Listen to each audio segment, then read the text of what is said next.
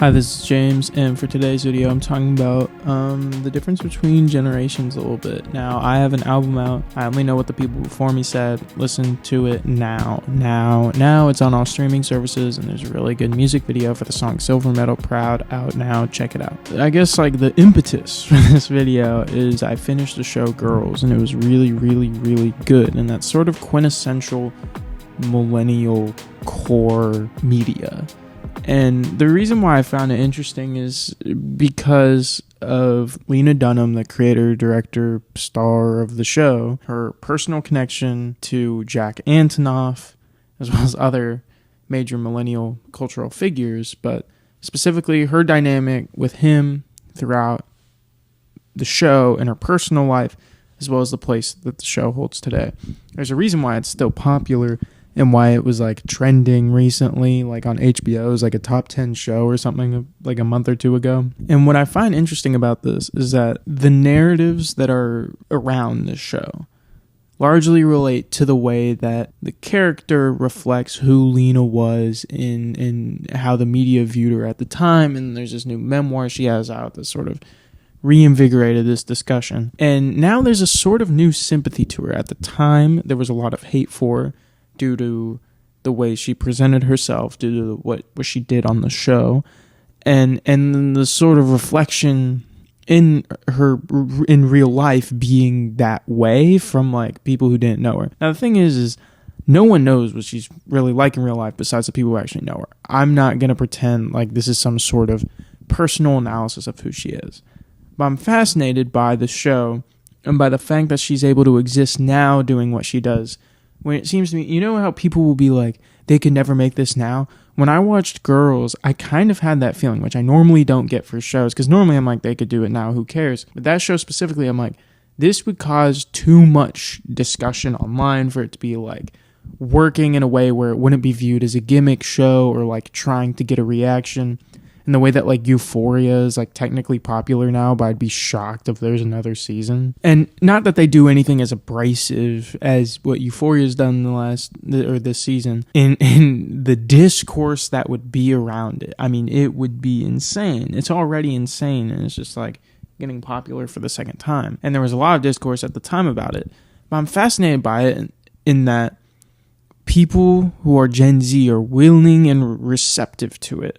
Willing to listen to the show or engage with it in a meaningful way, wanting to find relatability in it, being attached to certain characters. And that's fascinating to me, given the whole narrative about what Gen Z likes to consume and how they operate in society, in that with millennials, you saw a sort of fascination with the anti-hero in media. Now, regardless of what reasons for that being, but it's millennials were the generation that had the most, at the time, the most incel violence. There were a lot of movies that sort of fed into that, whether it was Nolan's Batman's or even Drive. It was largely for the male perspective. And then when you look at Girls, it was in a weird sort of way, obviously to a much lesser extent, sort of providing that a little bit, where it was, you can be abrasive in a normative sense, but still be someone who you root for.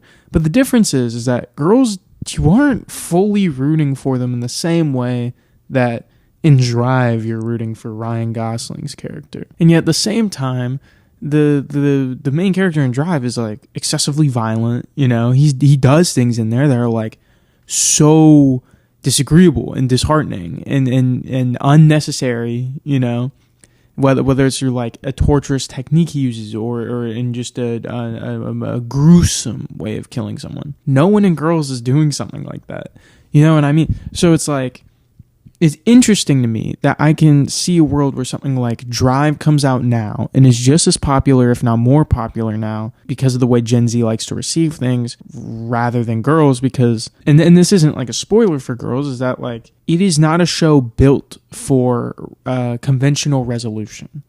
It's not a show where you finish a season or an episode and you're man, these characters are in a better place or even grew as people. Sometimes it's sort of this Dante's Inferno of descending to deeper levels, and it's just getting worse. And I guess that sort of element of it is kind of antithetical to what a lot of Gen Z media likes to promote, which is the almost like entourage level of constant growth. When you watch I Love LA, it's like, even when there's an admission of fault or something, it's like it is with the intent of growing, and it's with the vision that it's like, this is a likable person. The fact that there's this attempt to be likable and authentic, the idea of portraying people who are inauthentic consistently or like lie to their friends, it's not the same in Gen Z, you know? And not that it's like, oh, Gen Z is odd for that. It's more just growing up in a digital age with social media,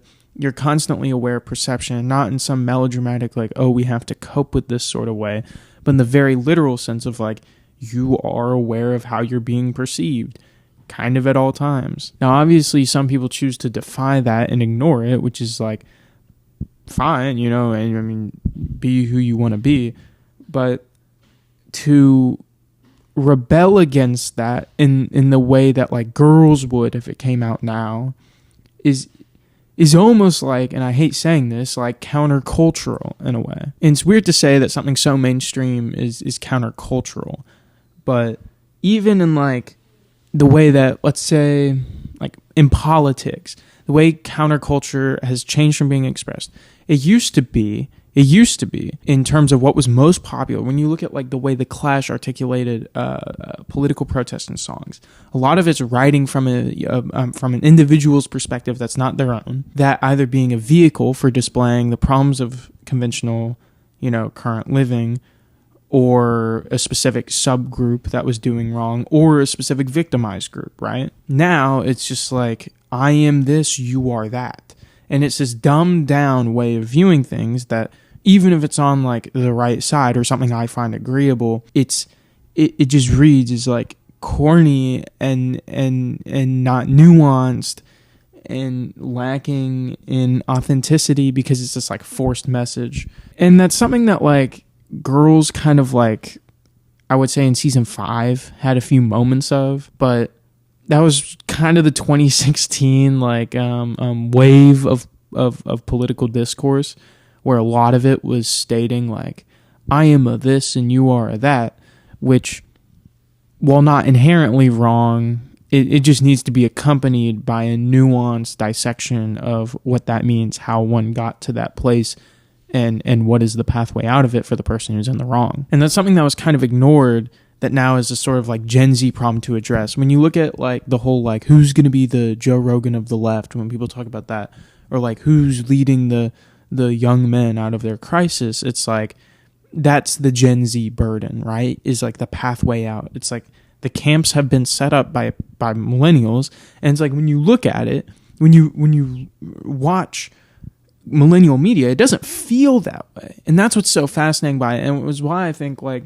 something like Girls resonates with people, because like it contains that sort of nuance. And when there's a thirst for people to like the idea of media that rebels against the camping and the labeling, it's sort of like, you know, enfranchising. It's sort of not unifying, but it's encouraging that there is potential for media to go to a place that it once was at, where it didn't have to be dumbed down social messaging, and it can be interesting and not lacking in values. You know, take something like Boots Riley is a great example of this. He doesn't dumb down his work, and it's being proven that it's popular. You know, it's not going to be the most financially successful stuff, but it's like, who views art in that lens? Or even like the drama to me was that way. That was a nuanced discussion that I think was done in a way that people were in Gen Z like resonating with, in the sense of wanting to have that sort of discourse. And I guess this video is sort of a praise of some of the best of millennials' work and why it's continued to resonate with Gen Z. And if anything, I would hope that a takeaway from this is that the push for nuance and the push for things that start discourse, it should be continued, and it should be emphasized. And it will force people to not be a Dean Withers political influencer, but someone who actually like debates people who are well educated on something, not just getting gimme points. I'm not saying that as someone who's anti-Dean or whatever. I'm kind of neutral on the guy. I think he's, a very moderate person who chooses to only debate people who aren't that educated, in the same way that, there are plenty of people on the right who do the exact same thing. I'm not saying that in some sort of enlightened moderate view. I'm sort of saying that out of disdain for the way that political discourse has been shaped. Why is there no Foucault-Chomsky debate of now?